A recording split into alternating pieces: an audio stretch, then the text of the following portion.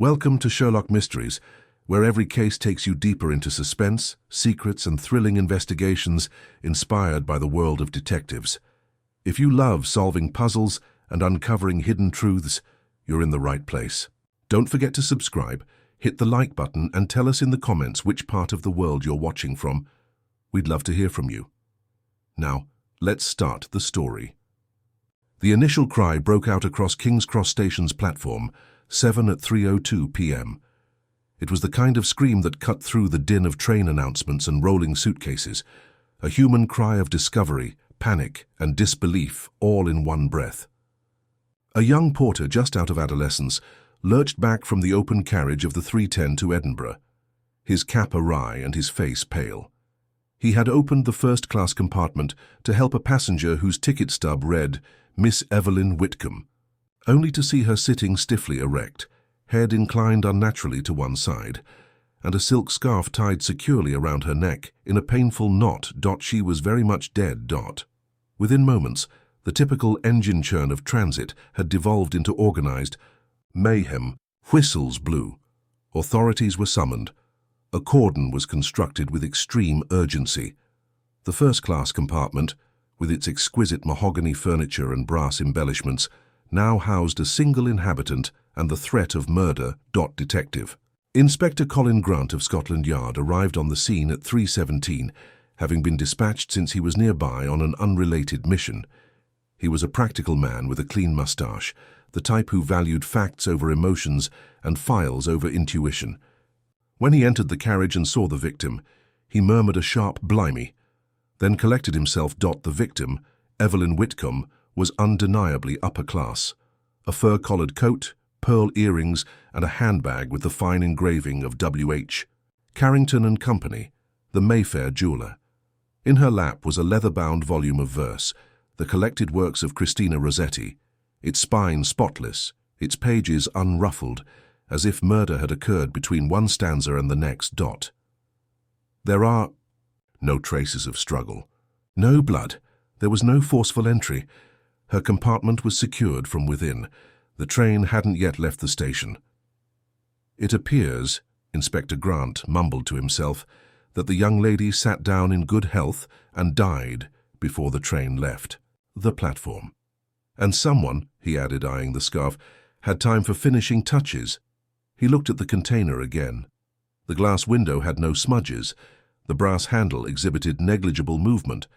There was a faint perfume in the air, jasmine perhaps, that lingered and suggested recent presence. Everything appeared to be in order, symmetrical and undisturbed. Nonetheless, the presence of a strangled woman in its symmetry disturbed it with a subtle violence. Grant frowned. Of course, there were only a few persons who could have had the opportunity. The boarding platform had been reasonably quiet, it being early August when Parliament was in recess, and the truly elite had retired to their country houses or continental getaways. However, by 3 o'clock, 3 more passengers had taken their seats. In adjacent compartments, one was a naval officer on leave, another actress of lesser renown. The third was a stocky man with a cane, and the unreadable expression of someone who kept his cards close. Everyone claimed to have seen nothing. The station staff reported that no one entered or exited the Whitcomb compartment between 2:45 and 3:02. The porter swore for his mother's life. The train was yet to depart. If it was a murder, it occurred in broad daylight, in public, with no one knowing. Inspector Grant sighed and made a mental note. Check the scarf for fibers. Question all witnesses again. Obtain a toxicological report, even if strangulation appears to be evident. The victim's name is Evelyn Whitcomb. This sounds like old money. He moved down onto the platform, ready to issue commands, when an inconspicuous throat clearing behind him caught his attention. A short, precise man wearing a dark suit and cream-colored gloves stood just beyond the yellow line. His head was inclined to the side as if intrigued and amused. A polished cane was tucked behind one arm, but he did not appear to need it for walking. His moustache, was a work of art, bent and waxed into what could only be characterized as a statement of character. Monsieur l'Inspecteur, the man continued, his French accent measured and melodious. Please excuse the intrusion. Could I introduce myself? Hercule Poirot, At your service. Grant blinked. The detective? Poirot tilted his head. Oui, I was at the station for a different reason. Lunch at Le Train Bleu, which I'm sorry to say has declined in quality, but I noticed the commotion and have a certain, how shall we say, professional curiosity. Grant paused. Well, we've only just started. Miss Evelyn Whitcomb was the victim. Strangled. Inside a locked compartment. The train hadn't left yet. Poirot lifted an eyebrow. Ah, très intéressant. She was found by a porter who came to help her with her luggage. She was found dead. No screams. No struggle. And no witnesses. There are 3 travelers close. Nobody claims to have seen or heard anything. Poirot pursed his lips and moved closer to the carriage. May I? Grant paused, then nodded. Go ahead. Poirot entered the room gently, his gaze sweeping over every inch of the cramped space with surgical precision. He didn't touch the body. He did not even get too close. Instead, he observed the surrounding details, the arrangement of the purse, the solitary glove on the seat opposite, the unopened biscuit tin in the corner, and a little shredded corner of envelope barely visible beneath the seat. Aha, he whispered gently, stooping to observe rather than retrieve it. Then, with similar care, he went outside again. Forgive me, but the solution to this little tragedy, I suspect, lies not in what was done to the victim, but in when it was done. Grant raised an eyebrow. She was awake at 2:45, dead by 3:02. That's when the porter discovered her. Poirot tapped his gloved fingertips together. You're thinking in terms of minutes. I'm thinking in terms of moments. The murderer is revealed by the gesture rather than the hour on the clock. Someone made a minor error, and if you look closely enough, he trailed off. What detail? Inquired Grant. Poirot turned to face the 3 passengers, who were now sat on a bench, guarded by a policeman. One person lit a cigarette with tense fingers. Another adjusted her gloves as if to soothe her nerves. The third looked blankly ahead. Unreadable. Poirot gave a modest, beautiful smile. I do not yet know, he said. But I shall. And so beneath the domed iron canopy of King's Cross Station, with the scents of steam and jasmine in the air, Hercule Poirot's little grey cells began their quiet, tireless work. The 3 passengers sat on a bench with an awkward gap between them, as if they were determined not to notice the proximity of death or each other. Poirot, with slow grace, approached and took stock of them silently for a moment, allowing the weight of his presence to settle before he spoke.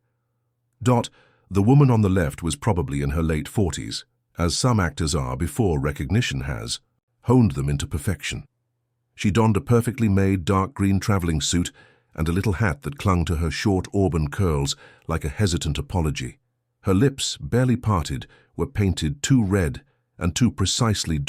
Next to her sat a guy in Royal Navy uniform, lieutenant commander. According to the insignia, lean, tanned, and twitching slightly in his left hand, as if still recovering from battle. His cap sat beside him, balanced on his thigh. He looked up at Poirot with something resembling irritation, but hid it behind stiff courtesy. The last man was the most illegible of them all. Despite the warmth, he donned a large overcoat and sat with a cane over his lap. His eyes were the hue of ancient smoke, narrowed but still. His visage appeared chiseled from something that recalled stillness rather than speaking. Poirot had seen guys like that before, men who had spent their lives in charge of others and trusted no one completely, even themselves. Poirot cleared his throat gently. Forgive this intrusion, ami. My name is Hercule Poirot. I am aiding with the investigation into Mademoiselle Whitcomb's death. May I ask for your patience in answering a few basic questions? The actress was the first to answer. I suppose we don't have a choice, do we? Madame, one always has a choice, Poirot said with a little smile, but cooperation, n'est-ce pas, makes one appear as though one has nothing to hide. Her lips curled. I'm Lydia Blake, actress, as I suppose you've guessed. I had a performance at Edinburgh's Royal Lyceum scheduled for this evening. Not that it matters now. And you had boarded the 3:10 at what time, mademoiselle? Just before 2:45. I prefer to settle early. I asked my maid to carry my luggage separately. I was alone in my compartment, 2 down from Miss Whitcomb's. Poirot tilted his head. And you didn't hear any weird sounds? No sound of distress? Lydia arched her brow. I am an actress, monsieur. I hear distress every day, and it's generally louder than in real life. But I didn't hear anything. Just the odd clatter of trolleys and passengers boarding. Poirot nodded and switched his gaze to the naval officer. And you, monsieur? Lieutenant Commander Henry Talbot, he said crisply. Royal Navy is on medical. Leave. I boarded at 10 to 3. Compartment across the corridor and 1 over. I noticed Miss Whitcomb enter her own around 5 minutes before me. We did not speak. You knew her? Talbot paused. I saw her at a charity dinner around 6 months ago. We were not introduced. I recall her face. Striking girl. And you heard nothing? There's nothing unusual. I was reading a newspaper. The Times. Poirot's gaze shifted to the individual at the far end. And you, monsieur? The man's voice was low and somewhat gravelled. Marcus Ardwich. Poirot waited, but nothing happened. And your business, Monsieur Ardwich? A pause, then finance. Mostly consulting, private interest. Very discreet, Poirot remarked. You boarded also before 3? Yes. Did you observe Miss Whitcomb? I observed that she was observed. Pardon? Ardwich shifted the cane somewhat. She was conscious of being observed. She glanced back many times as she moved down the corridor, not directed at me. Someone else, perhaps. But she had that look, the one individuals give when they believe a presence is 2 steps behind them. Poirot absorbed it softly. And you, monsieur? You've heard nothing. Ardwich's lips moved just little. Only the scrape of something metal on wood. Brief, soft. It could have been anything. A handle, a button, or a cane on the floor. But that was not from my compartment. Poirot's eyes narrowed thoughtfully. Merci. You all have been extremely helpful. Inspector Grant followed suit as he stepped away. What do you think? That Mademoiselle Whitcomb was not only murdered, but also observed beforehand, and that the killer might not have entered the compartment at all in the traditional sense. Grant frowned. Locked from the inside. There is no trace of forced entry, unless the scarf strangled her magically. Poirot made a slight noise. But picture this. A woman alone in her compartment, fixing herself in the mirror, possibly preparing for her voyage. Someone familiar, someone she'd let get, close enough to touch the scarf that was already around her neck. A hello proved fatal. A hand that lingers for too long. Grant seemed unconvinced. The scarf was tight. It requires work, strength, and precision, Poirot added quietly, to kill while maintaining the scene's grace. That is a murderer who values control and appearances. As the police prepared to remove the body, Poirot returned to the compartment. The book of poems remained serenely in her lap. He gently turned it over and examined the inside cover, written with a graceful, flowing hand, to Evelyn, for all that remains unsaid. T. He stepped back, his head whirling. Outside, the porter, who found the deceased, stood wringing his cap. Poirot approached him. Sorry, mon garçon, you found the body, right? Yes, sir. Did Mademoiselle Whitcomb have any luggage with her? The boy nodded. 1 trunk is checked in. There is 1 little overnight bag on the rack. That is all. And had she spoken to anyone? No, sir. She boarded silently. But there was... well, I didn't think much of it at the time. Poirot waited. A man, bold and hefty, passed her on the platform before she boarded. He tipped his hat towards her. She did not smile, just nodded. But her entire face altered. Tense. Pale. Did he board the train? The boy shakes his head. Disappeared into the crowd. Poirot thanked him and rejoined Grant. We must inspect her suitcase to discover who this mysterious T is. That dedication may be nothing, or everything. Grant grunted. I already have her personal file requested. If she is a member of society, she will have something on her. Poirot's gaze lingered on the window of the compartment.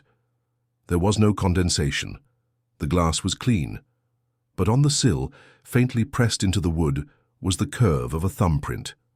Not fully formed, too faint for proof but suggestive.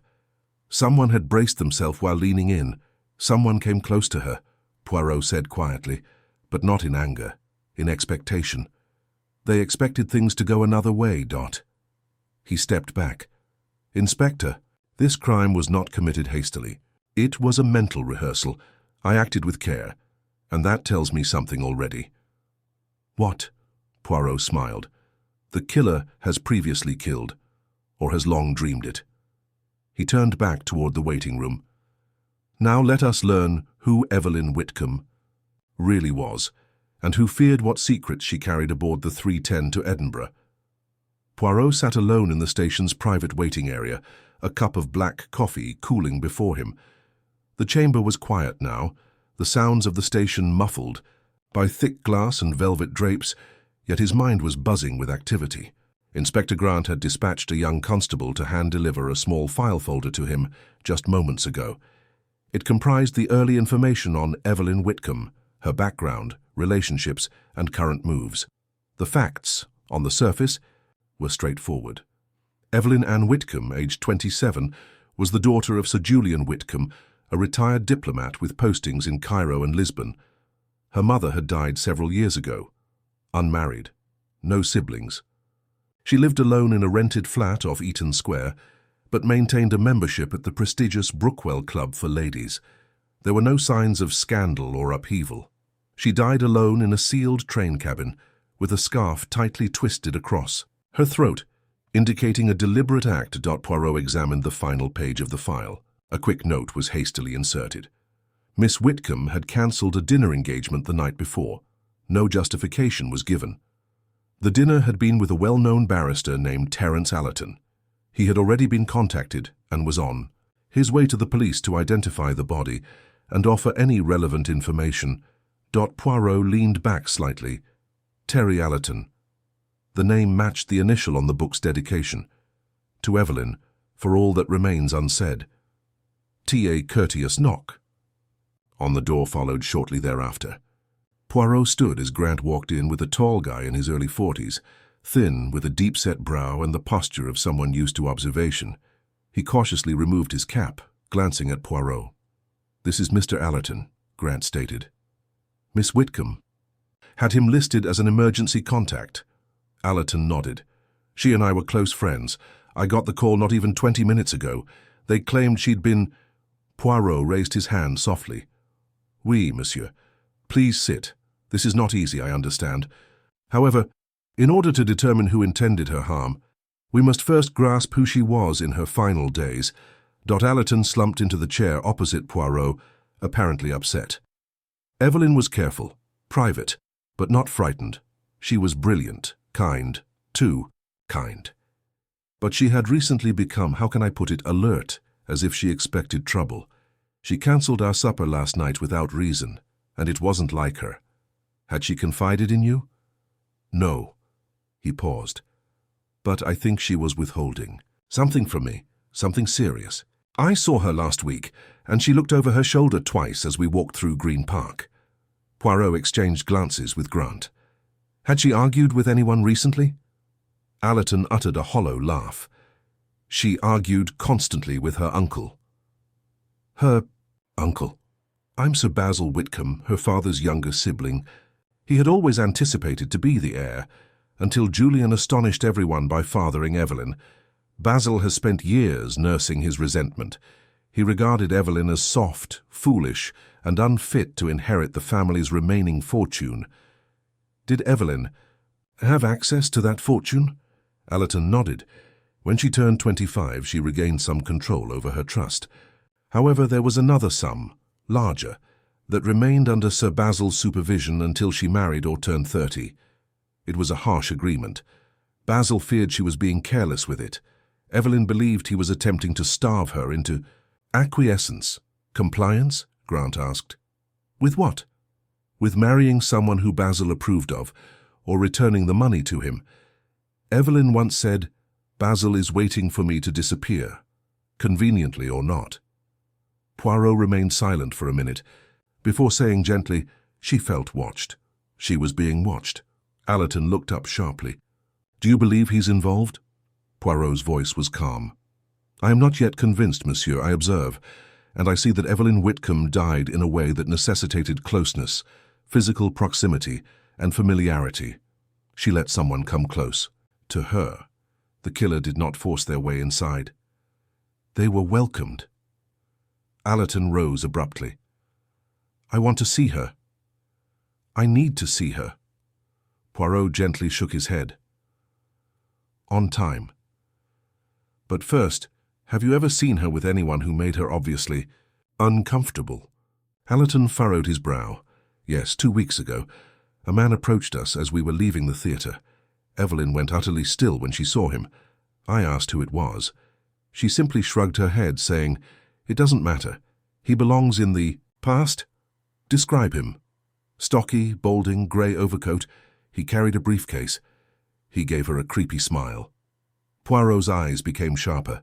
This met the porter's description. Allerton paused. "You think this was personal?" "Monsieur," Poirot explained gently, "all murders are personal, even the ones that don't seem to be." Grant let out a breath as Allerton left. "So we have a jealous uncle, an unknown man from the past, and 3 passengers, who may or may not be lying. And none of them," Poirot said, "fit neatly into a box. Let us press the edges, mon ami. Let's see what flows over." Grant nodded. "You still want to see her bag?" "Immediately." They returned to the gated station office, where Evelyn's little overnight case remained unopened. Poirot ordered a pair of gloves and carefully opened them. Inside there was a simple change of clothes, a small cosmetic pouch, a sea urchin-shaped brooch, and a stack of letters wrapped with ribbon. He loosened the ribbon and started reading. The majority were insignificant, notes from acquaintances, receipts and a meal program marked with scribbles. But at the bottom of the stack there was a single shredded sheet, typed, unsent, folded and reopened numerous times. Poirot read aloud, "To whom it may concern, if anything happens to me you will find the answers in Rossetti's book. Pages have been marked in pencil. I had no option but to do what I did. He gave me no serenity, no privacy. I dreaded what would happen next, but I couldn't." The letter ended in mid-sentence. Poirot held it gently in his hand, as if it would vanish. She was preparing for something, perhaps even prepared for death, but not, I believe, with her own hand. They recovered the book from the crime scene once more. Poirot turned to the pages toward the middle. There were faint pencil traces in the margin, viewable under the right lighting conditions. In poetry, little vertical slashes appear beside lines. He scanned them. One read, "I dream of him who never came." A different one, "Wearied out with all the world can give." And another, "A face that haunts me still. A pattern of suffering, of dread, of being watched." Poirot closed the book and turned to face the corridor outside the station office. "Inspector," he added softly, "we must speak to Sir Basil Whitcomb, and we must determine whether anyone else on that train had cause to believe Evelyn would be traveling today. The killer did not. Chosen 310 on accident. They knew she'd be there. And they knew she'd be alone." He paused. "And we haven't finished with our 3 fellow passengers. At least one of them is not telling the truth. The car carrying Poirot and Inspector Grant approached the wrought iron gates of Westbourne House, a forbidding and fully English estate, on the outskirts of Hampstead Heath. The gravel drive, exact and tidy, led to a house of hard lines and cold stone, much like the guy they had come to visit. Sir Basil Whitcomb's home did not emit friendliness. Rather, it exuded heritage, control, and a great pride in bloodlines and expectations.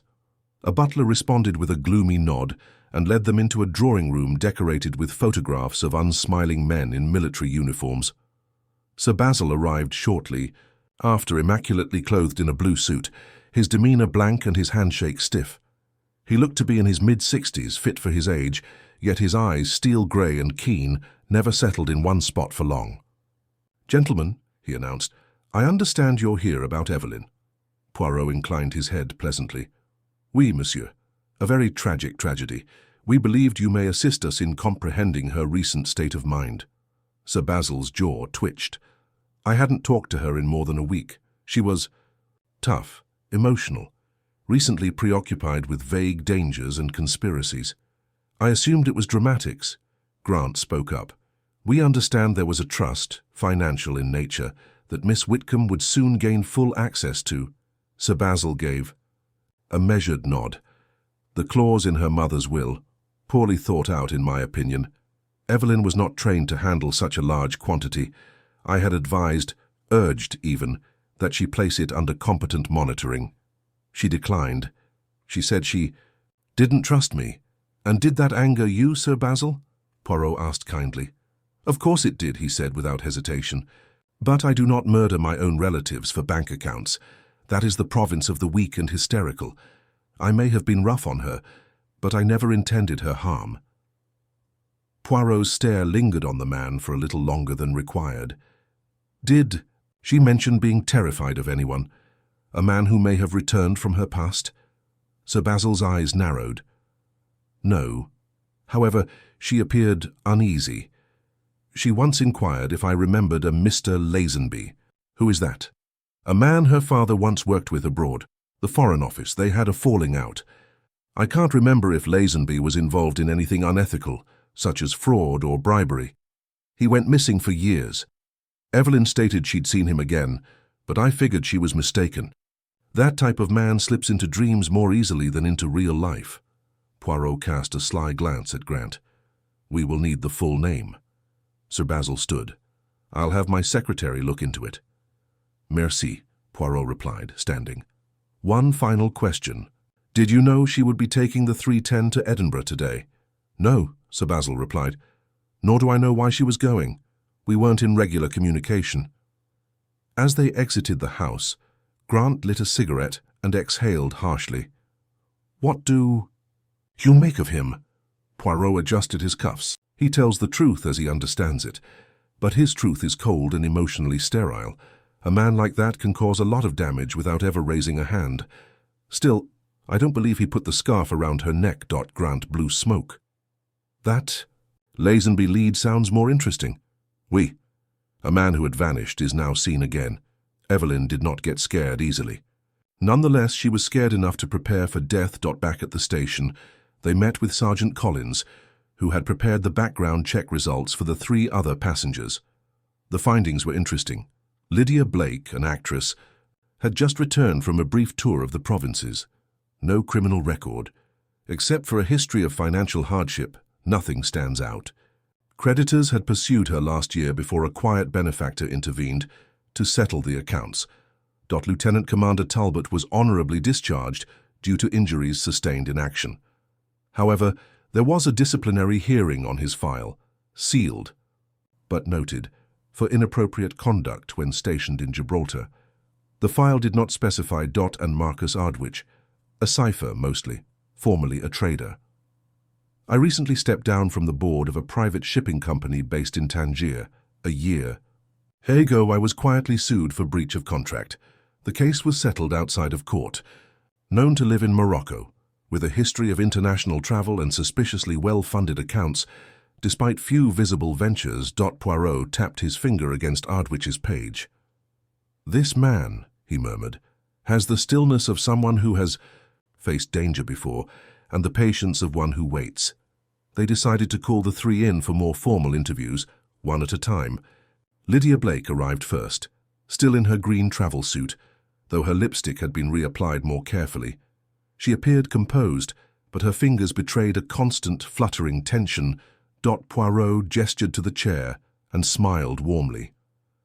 Miss Blake, we appreciate your continued patience. A few more questions, if we may? Of course, she said, crossing her legs with studied grace. You told us you knew no one on the train. Are you certain of that? Lydia paused. Well, I didn't know them. I may have seen one of them before, the quiet man. Ardwich. I think he once came to one of my shows. He waited outside the theatre. Said he'd enjoyed my performance. Nothing improper, just curious. That is all. You didn't mention this earlier. I didn't remember until now. I didn't connect it. He never introduced himself. But now, seeing him again, yes. I'm sure it was him. Poirot nodded, then tilted his head. And Evelyn Whitcomb. Did you speak to her at all on the platform? No, Lydia said too quickly. Only saw her from a distance. She looked very self-contained. Très bien. Thank you, mademoiselle. She left the room a shade. More rattled than when she'd entered. Next came Lieutenant Commander Talbot, upright and formal. Commander, Poirot said, do you recall where you were seated in relation to Miss Whitcomb? Directly across the corridor, one compartment. Over. You did not see anyone enter or leave her compartment? Talbot shook his head. No, as I said, I was reading. Poirot clenched his fingers. And yet the porter swears no one could have entered from the platform once the doors were locked. Talbot paused. Perhaps someone already was in there. Grant frowned. Meaning what? Talbot appeared uncomfortable. I thought I saw movement through the frosted glass before the train left. A silhouette, but it could have been her. She could have been adjusting her scarf or coat. Poirot pounced. Ah, and the frosted glass. Did you notice a second figure? A man's height? Talbot closed his eyes briefly. I do not know. It could have been. I didn't think much about it. Poirot dismissed him gently and turned as Ardwich entered. Ardwich didn't sit. He stood, leaning slightly on his cane, his expression unreadable. You did not tell us, Poirot replied, that you once encountered Miss Blake outside a theatre. Ardwich blinked slowly. I did not think it was relevant. I didn't follow her. I only spoke to her briefly. You also forgot to state that you have properties in North Africa. Tangier, perhaps Morocco? My business is private, Ardwich said smoothly. But yes, I travel. Do you also know a man named Lazenby? That finally caused a pause. A flicker. Ardwich S voice was quieter. I knew Lazenby, long ago. He worked for the Foreign Office. But that was another life. Poirot rose. That life, Monsieur might have followed you to this one. You see, I believe Evelyn Whitcomb discovered something.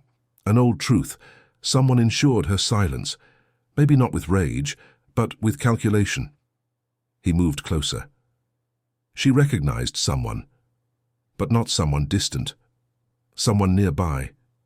Someone who knew how to vanish and still remain. Ardwich's cane clicked softly against the floor. If I were involved, Monsieur Poirot, would I have remained behind? Poirot smiled. But you have remained, which means you want to watch, not out of guilt, out of necessity. When Ardwich had gone, Poirot turned to Grant. She did not fear the train. She feared the company. And still, she boarded. Grant exhaled. So she walked straight into it. No, Poirot murmured. She laid a trap, and we must be very careful not to spring it the wrong way. The morning light poured reluctantly across the marble floors of Scotland Yard, catching Poirot mid-thought as he stood beside a pinboard of photographs, ticket stubs and copies of the compartment seating plan. His gloved fingers hovered just above the photograph of Evelyn Whitcomb's book. The pencil marks, so faint, so deliberate, still teased at the edges of interpretation. Each line she had marked told a story of dread. Each line not marked hinted at something else entirely. Grant entered, a sheaf of papers in hand. We have a file on Lazenby, he said without preamble. You were right. James A. Lazenby, former diplomat, Foreign Office liaison in Tangier and Lisbon, resigned under suspicion of falsifying funds routed through shell companies. Nothing ever proved, but he vanished after 1932. Resurfaced briefly in 1935 under a new alias, traveling on a forged passport. Then, nothing. Poirot didn't turn around. And Evelyn's father, Sir Julian, worked with him. They were posted together for 4 years. No formal record of a falling out, but there are letters in the archive. Julian accused Lazenby of compromising British intelligence. Eh bien, that is the thread. Poirot stepped back. Evelyn saw Lazenby. She feared him, but she did not contact the police. She did not contact her uncle. She wrote it down, left hints, but no direct accusation. Why? Grant shrugged. Fear? Or she didn't know what he wanted. Poirot turned, sharp now. No. She knew exactly what he wanted, and she believed someone else did too. Someone who was watching her and Lazenby. He pulled from the folder the torn, unsent letter they'd found in Evelyn's bag. The final phrase still echoed, "He left me no peace, no privacy." I dreaded what would happen next. Poirot tapped the final 3 words. What did come next? Grant leaned against the desk. Well, if Lazenby was watching her— No. Poirot held up a hand. You are thinking in terms of confrontation. I am thinking in terms of silence. Someone came to stop something. Not from hate, but from exposure. Perhaps Lazenby wasn't the only secret Evelyn was carrying. A knock at the door interrupted them. Sergeant Collins entered. We've identified the man the porter described, the one who tipped his hat to Miss Whitcomb on the platform. Grant straightened. Lazenby? Collins nodded. Or someone calling himself Alan James. Travelled under that name. Passport flagged last week. He returned to England from Casablanca. He's staying at a boarding house under a false name. Poirot's eyes lit with sudden clarity. And he did not board the train? No, sir. Vanished after that moment on the platform, but— Collins hesitated. He was found this morning, dead, in his room, poisoned. The silence that followed was brief, but cold. Grant exhaled. That settles that, then. Evelyn saw him. He threatened her, followed her, and someone followed him. Poirot's voice was calm. Or perhaps Evelyn arranged to meet him, confront him, and someone else prevented it. He moved. To the table where the book of Rossetti still lay open, to the pencil-marked pages.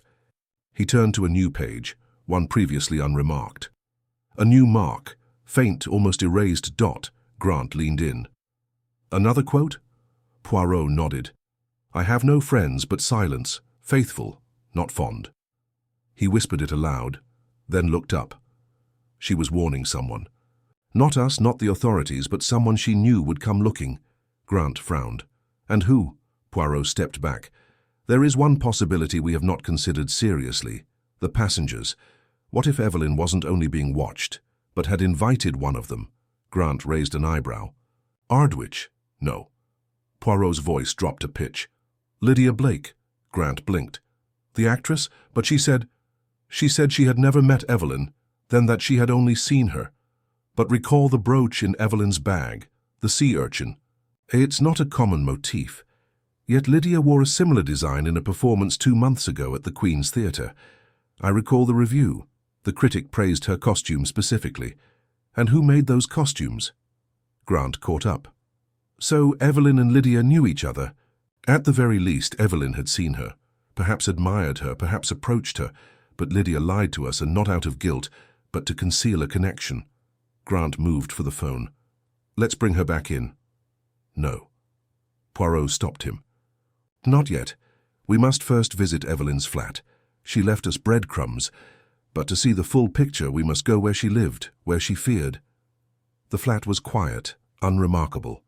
A second-floor walk-up with polished wooden floors, modern, furnishings and bookshelves lined with poetry, art criticism, and a few foreign policy journals. Poirot moved slowly, not to disturb the careful harmony of Evelyn's order. Her desk was tidy, but inside the drawer lay a folder marked Private.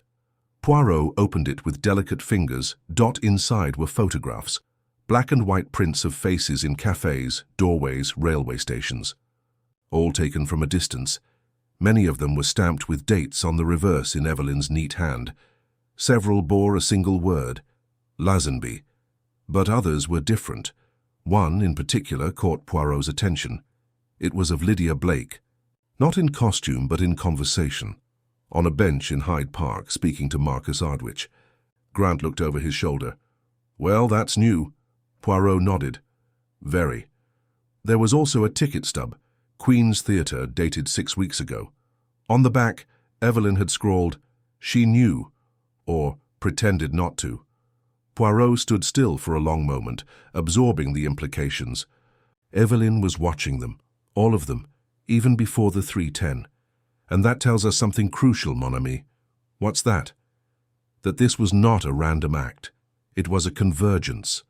Evelyn orchestrated something, but she miscalculated. Grant looked puzzled. Miscalculated what? Poirot turned toward the window. She thought she was clever enough to control it all. but someone was cleverer still.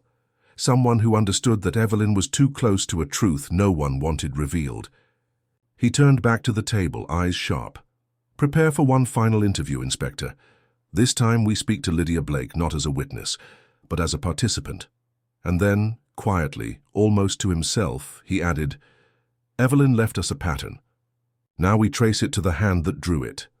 Lydia Blake entered the interview room with an unnatural sense of calm.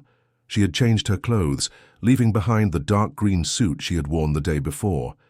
In its place was a more conservative, navy dress, with her auburn hair pinned into a smooth chignon that suggested meticulous planning. If her hands trembled, she hid it well. Only Poirot observed that she had not removed her gloves. He politely indicated to the chair across from him. "Thank you for coming again, mademoiselle. We won't keep you long." She smiled slightly. "I don't suppose I had much of a choice." "Ah, but you do." "There is always a choice," Poirot emphasized. "It is only that sometimes the consequences are uneven." Lydia said nothing. Her attention briefly moved to Inspector Grant before returning to Poirot. "You said you had more questions?" "Indeed." Poirot leaned forward, his voice still warm. "You said you didn't know Evelyn Whitcomb, that you merely noticed her on the platform. But that's not true, is it?" Lydia froze, only for a heartbeat. Then she recovered. "I suppose it depends what you mean by no." Poirot softly placed a photograph on the table, one of Evelyn's prints. "Lydia is sitting in Hyde Park speaking with Marcus Ardwich." She stared at it, but this time her resolve cracked slightly. "Where did you get that?" "From Evelyn's flat." "She took it herself. She'd been following you." Lydia Quota's mouth opened in a delicate breath. "I didn't know she took photographs." Poirot nodded slowly. "But you knew she was following people. Watched." "I wrote things down." A long silence fell. Lydia sat back, her voice low. She was frightened, Mr. Poirot, obsessively so, but she wasn't wrong. There were people following her, and me, and Ardwich, and maybe others. Grant narrowed his eyes. "Who was watching you?" "I don't know," Lydia whispered. "But Evelyn said it started after she opened a box of her father's belongings. Said there were names, connections, letters. She never showed me. Just said that the past was louder than she'd thought, that some of the men her father worked with were still very much alive and very afraid." Poirot folded his hands. "And so she contacted you?"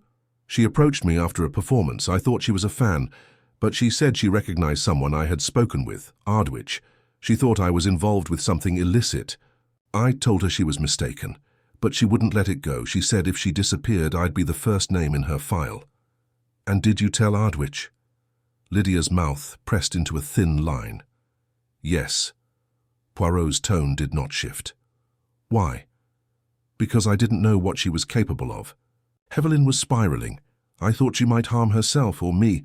I only met with Ardwich to say that Evelyn needed watching." "You feared her?" "I feared what she might do if she was right." Poirot tilted his head. "And was she?" Lydia's silence answered better than any words. He waited a moment longer, then asked softly, "Did you know she would be on the 3:10 to Edinburgh?" "No," Lydia said, "but it came too quickly." "Well, I suspected.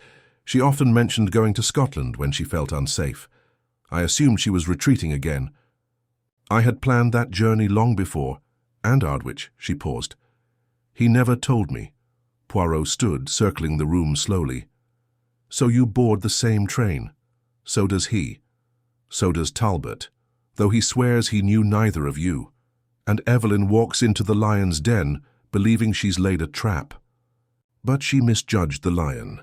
Lydia looked up at him. "You think I killed her?" "I think," Poirot said calmly, "that you were terrified of what she knew and what she might reveal, and fear is an excellent motive." She met his gaze without flinching. "But I didn't kill her, I swear it." Grant's voice was harder. "Where were you between 2:50 and 3 o'clock just before the train's departure?" "In my compartment, reading a script. I heard footsteps, the porter perhaps. That is all." Poirot walked slowly back to the table. "And you did not see anyone enter Evelyn's compartment?" "No." He tapped a finger gently on the table. "Mademoiselle, Evelyn left a note. In it she wrote that the answers would be found in her book of poetry. We have read it. There is a line marked, faintly, "I have no friends but silence. Tell me, did she confide in you about a meeting? About Lazenby?" Lydia shook her head.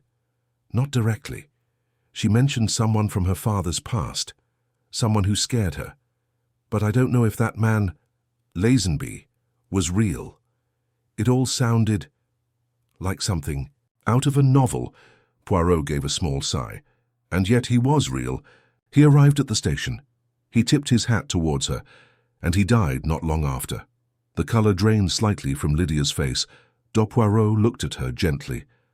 "You are withholding something, mademoiselle. Not about Evelyn's death, about your part in what came before." She said nothing. Poirot straightened. "Very good, that will be all, but we may speak again."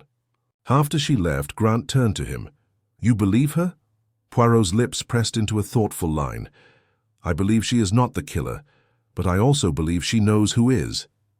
He stepped to the board once more and gazed at the arrangement. The seating plan, the passengers, the silent photographs, the unsent letter. Evelyn's death was not improvisation.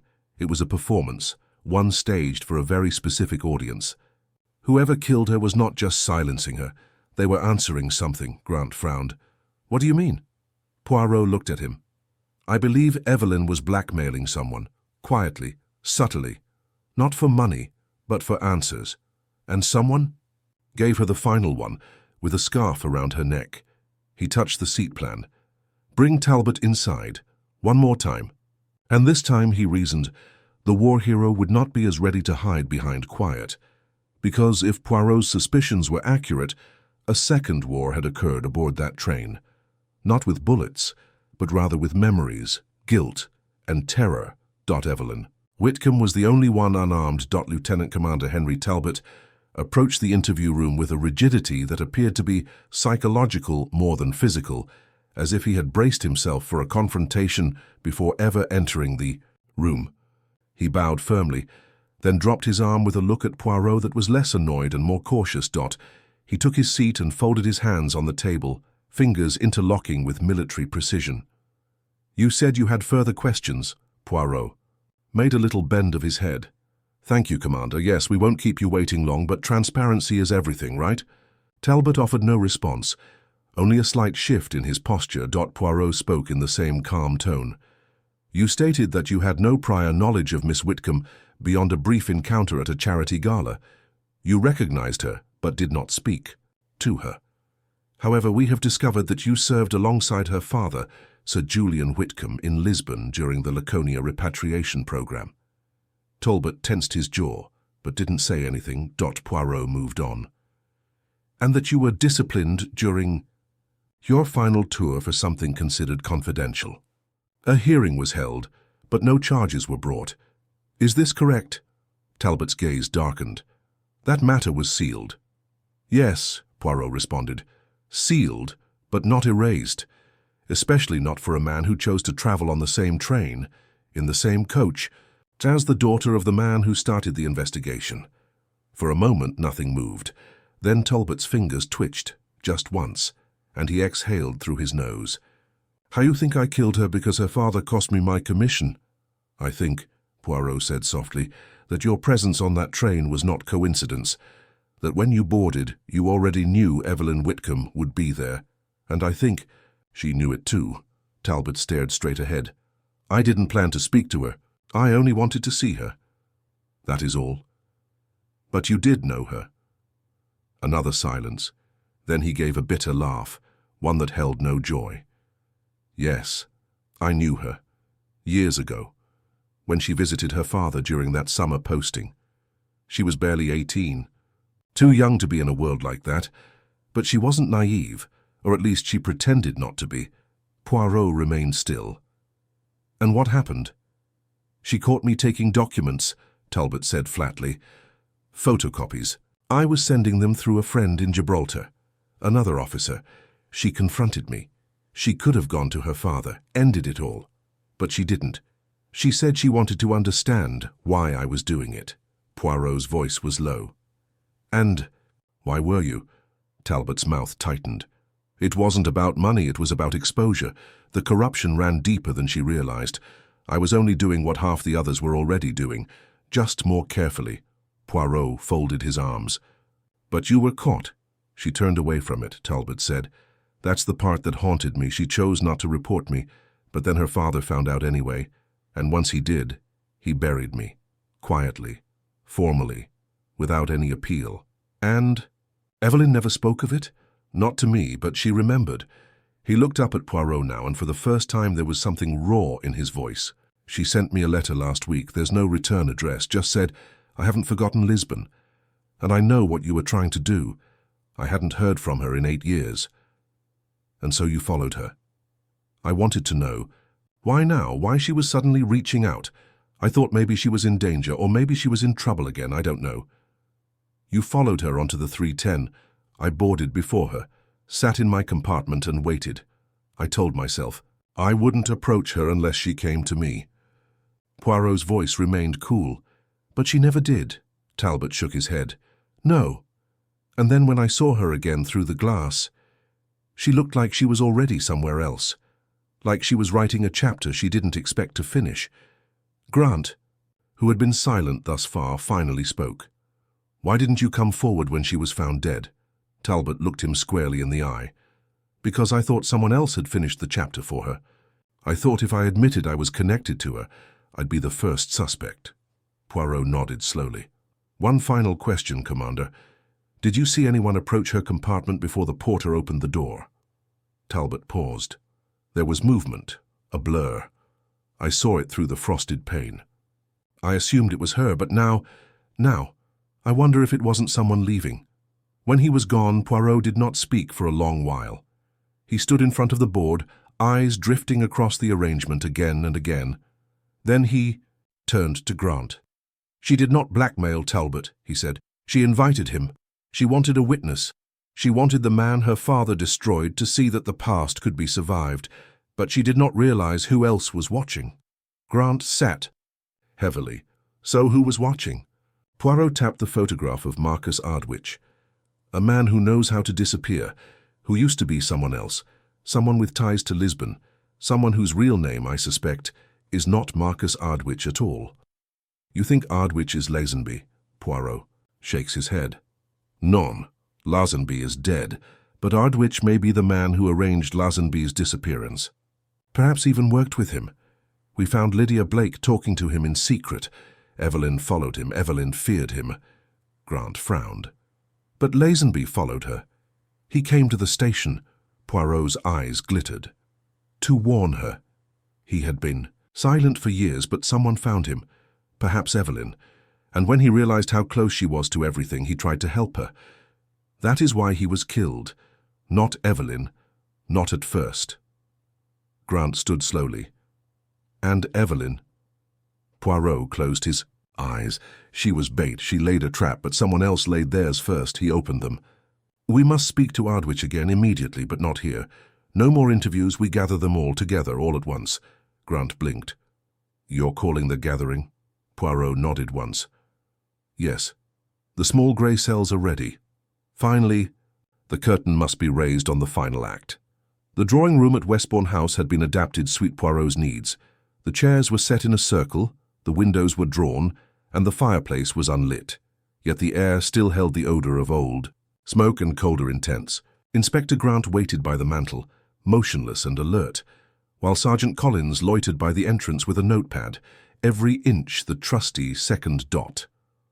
They arrived one by one. Lydia Blake was pale and controlled, her hands tucked in her lap, as if braced for accusation. Lieutenant Commander Talbot's shoulders straightened, gaze forward, revealed nothing beyond the ordered rigidity of a man accustomed to standing at attention before a judge. Finally, Marcus Ardwich leans on his cane, with an inscrutable air of detachment, as if the events around him were regrettable, but completely beyond his own responsibility. Poirot arrived last, slowly and deliberately. He took no notes, carried no papers, and gave no introduction. Only his presence filled the room, as constant as a metronome. He gazed at each of them, maintaining silence until it became part of the mood. I thank you all for agreeing to gather once more, the leader said. As you are aware, a major catastrophe occurred. Mademoiselle Evelyn Whitcomb has died. It happened on the 3:10 to Edinburgh in a locked cabin, with no signs of struggle and no visible witnesses. But as I have always believed, it is not silence that conceals the truth, but our assumptions. Nobody spoke. Poirot took a step forward, his gaze flickering between each face.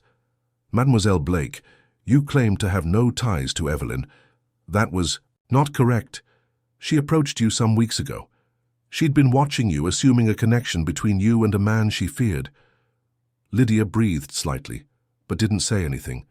You weren't her enemy, but you were a thread. She hoped that by tracing your life, she might be able to uncover a secret that her father had concealed. Poirot turned. Commander Talbot, you mentioned that you recognized Evelyn from a charity function.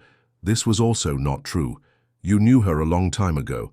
She caught you in Lisbon, copying important documents.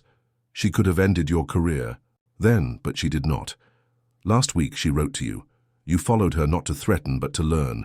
You believed she was bringing the past back into the light. Talbot gave one nod.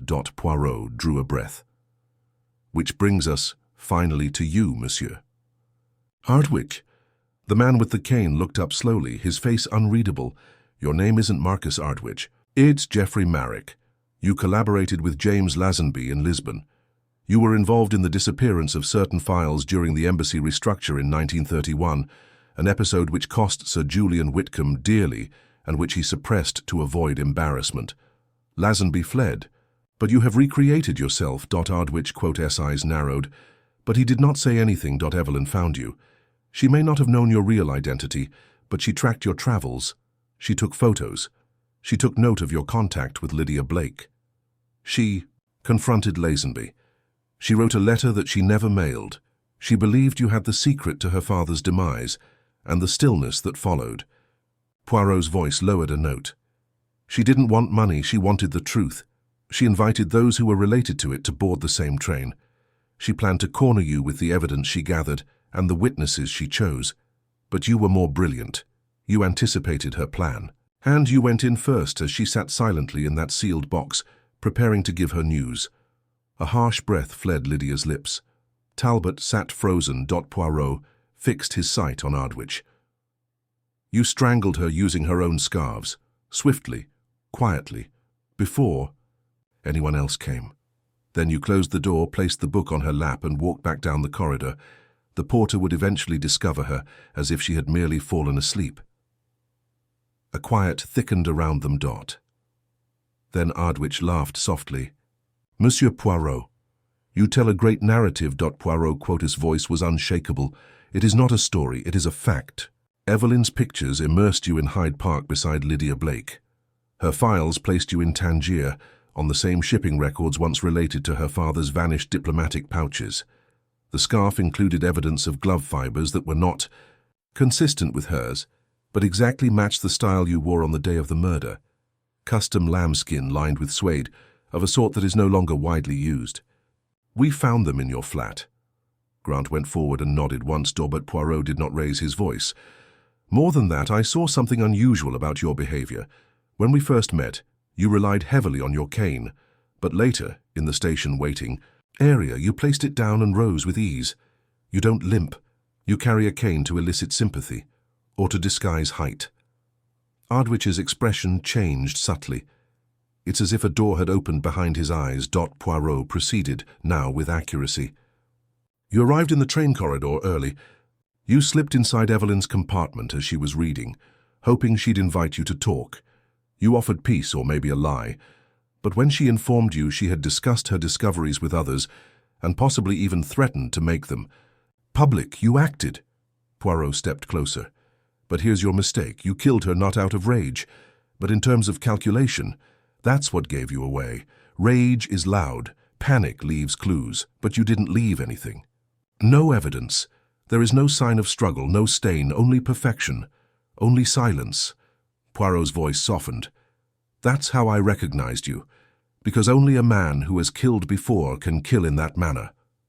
Ardwich said nothing, but in his eyes, something cold had settled. Talbot arose suddenly, his voice low. He is lying, tell them he is lying. Ardwich's mouth opened, then closed again. Then he gently stood. "You have nothing," he replied. Poirot tilted his head. "No confessions, but I don't need one. Evelyn left the truth in her own handwriting. The torn letter. She wrote, 'I had no choice but to do what I did. He gave me no serenity, no privacy.' She was referring to you. She knew it was you, but she lacked conclusive proof." Poirot turned to face the others. "She invited you all there because she thought you were witnesses. She expected someone to speak up if anything happened to her. And now someone must," Lydia muttered. "He followed me. That day. I didn't see him, but I felt something." Talbot nodded slowly. "And I noticed the shape in the frosted window. She left her compartment before the porter arrived." Grant's voice pierced through the tension. "That's enough for me." Ardwich's shoulders raised once, then sank. "She shouldn't have gone digging." Poirot's expression was unreadable, and yet she did. And in doing so, she discovered you. Ardwich said nothing more as the constables moved on either side of him. The silence was complete. Not afraid, but decided. Poirot turned away at last as the sound of footsteps receded down the passage. "She planned for justice," he said, "even if it required her own end to draw it out." He looked at Lydia and then Talbot. "Guilt is a shadow, but the truth, my friends, is light, and today the shadows have faded." The hours that followed were filled with a weird silence, as if the discovery had dampened the very air around them. Westbourne House, with its history of grave silences and hidden truths, seemed strangely appropriate for what had just happened.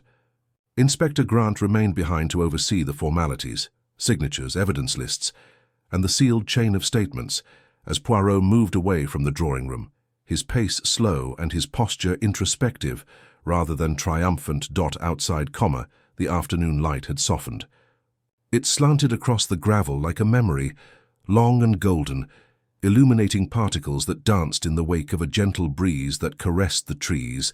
Poirot proceeded alone through the garden trails behind the home. A man from the yard had brought him Lazenby's final belongings, which had been recovered from the boarding house where he had been discovered. The contents were sparse: a falsified passport, a shaving kit, a package of letters, none of which were dispatched, and a notebook. Poirot was now holding the notebook he had turned over. Leather-bound, old yet clean, with pages written in a small, slanted style. Not the records of a criminal, but the plodding tale of a man who had spent too much time with spirits. Most of the entries were dry.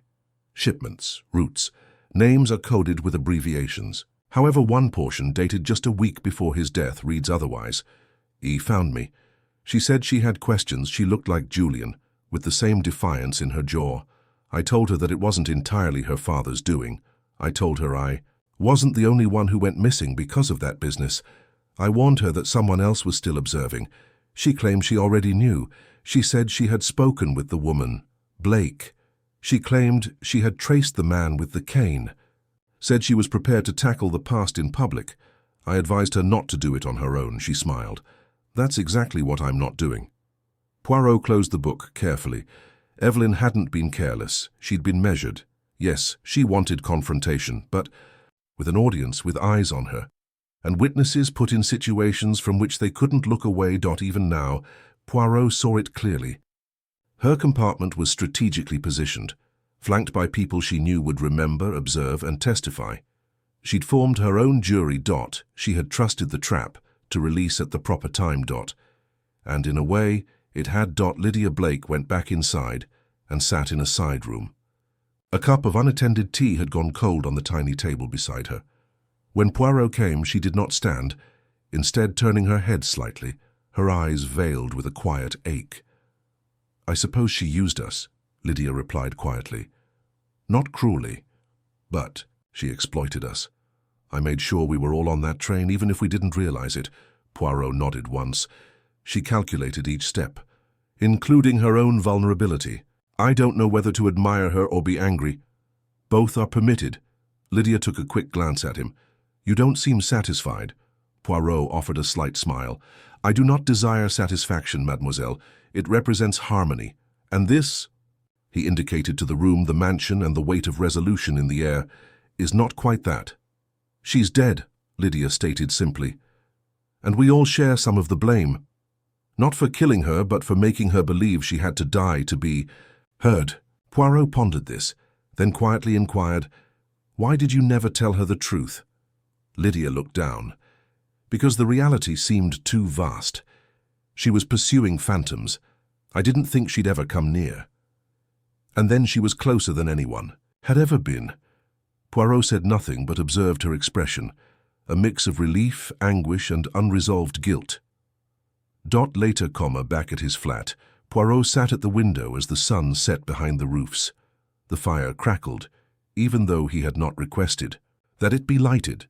It was a comforting reminder of old routine, like the sheen on his shoes or the symmetry of his mustache.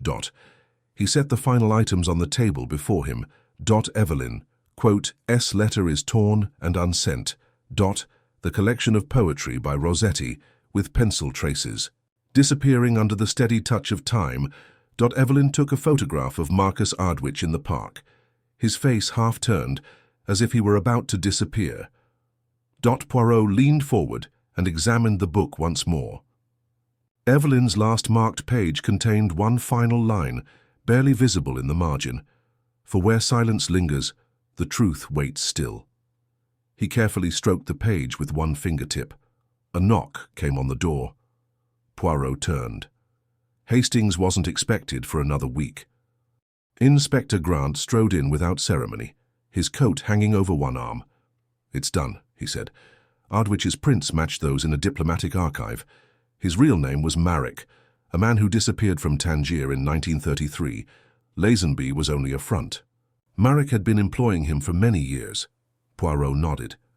"And now?" "He'll stand trial," Grant remarked, but not with a relaxed tone. "But the story's so tangled, some of it will never come out." Poirot turned back to the book. "Then it is fortunate Evelyn left us what she could." Grant approached the fire and, after a minute, asked, "Do you think she knew he'd kill her?"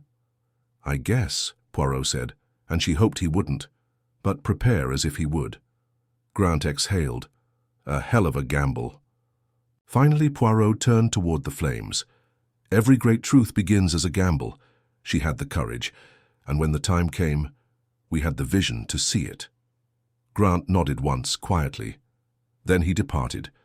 Poirot remained seated alone as dusk fell. Across the city. In the silence, he returned his gaze to Evelyn's book, the pencil lines and the way she had chosen poetry to guide her final act.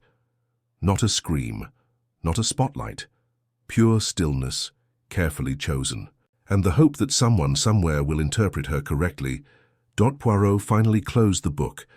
The silence in the room didn't feel empty. It felt resolved. The following morning brought a gentle grey over London, soft and humble, as if it were apologizing for its own existence.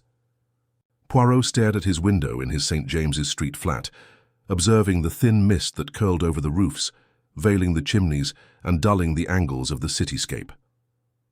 The world went on as it always did, oblivious to the drama that had unfolded in the concealed compartments of a single train carriage.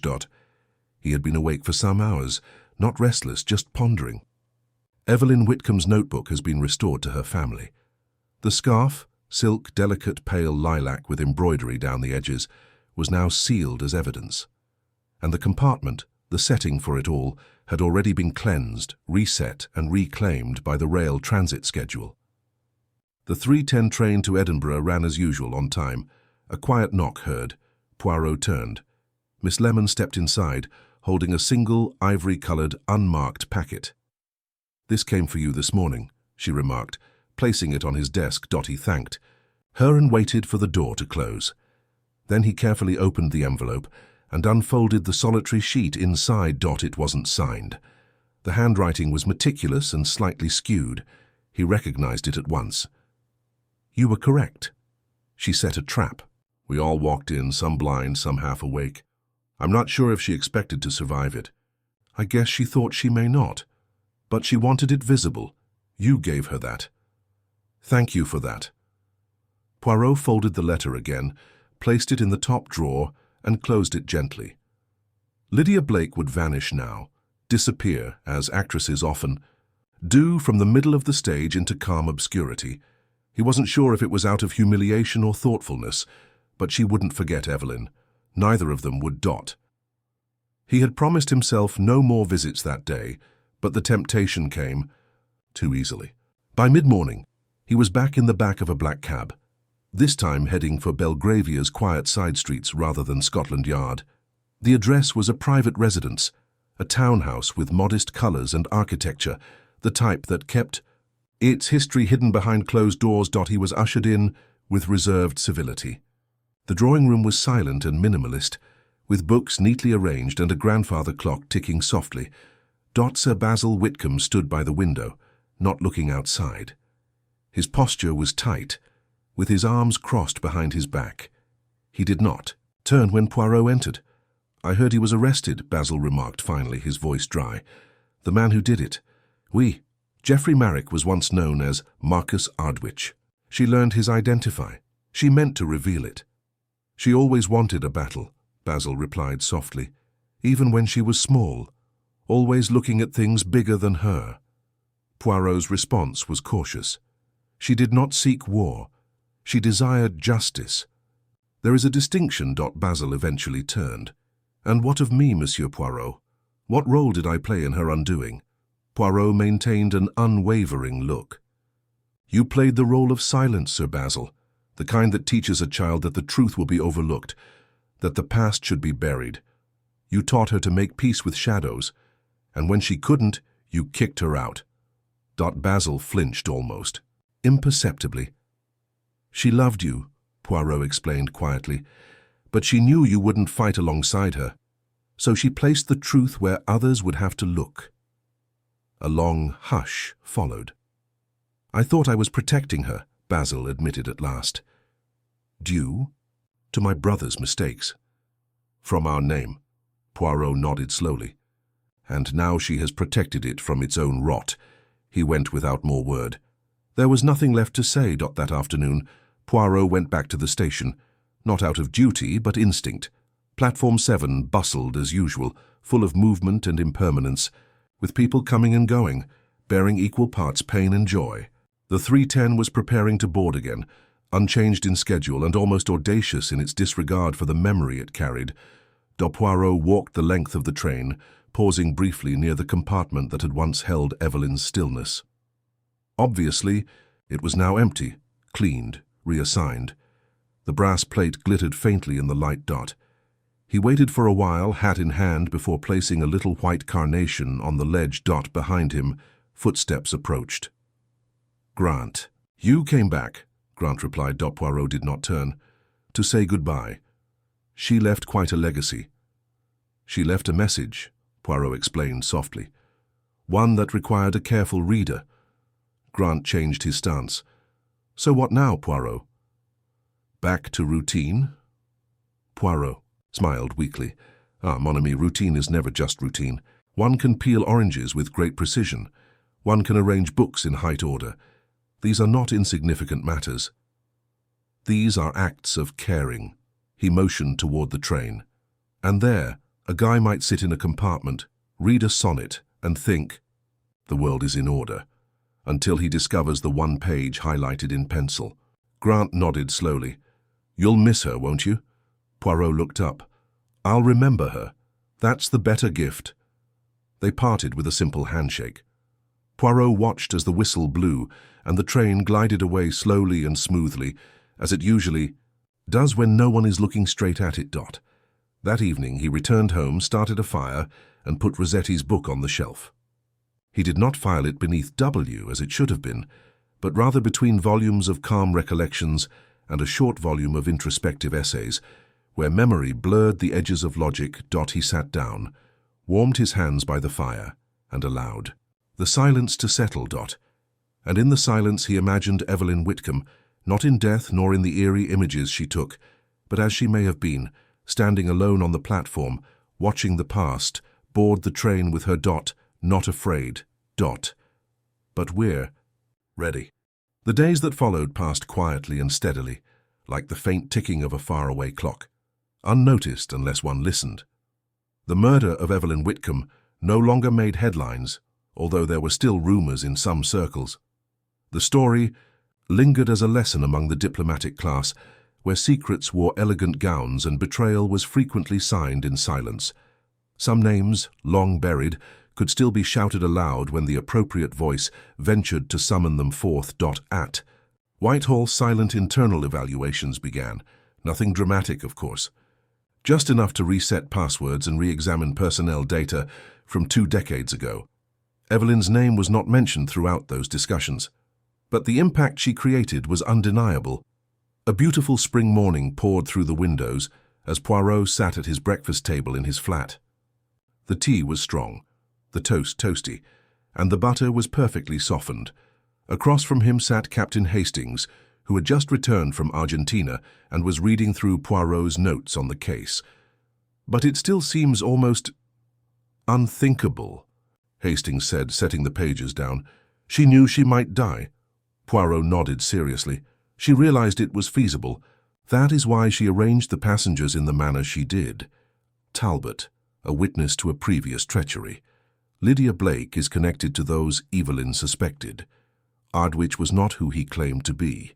She gathered them together, anticipating that someone would act.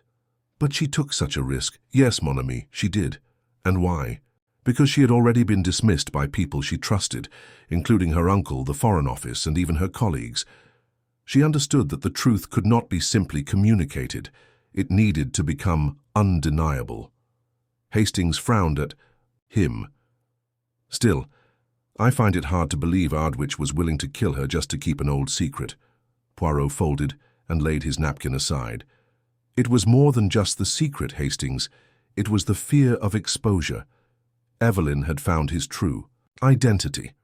She had linked him to a previous scandal involving her father.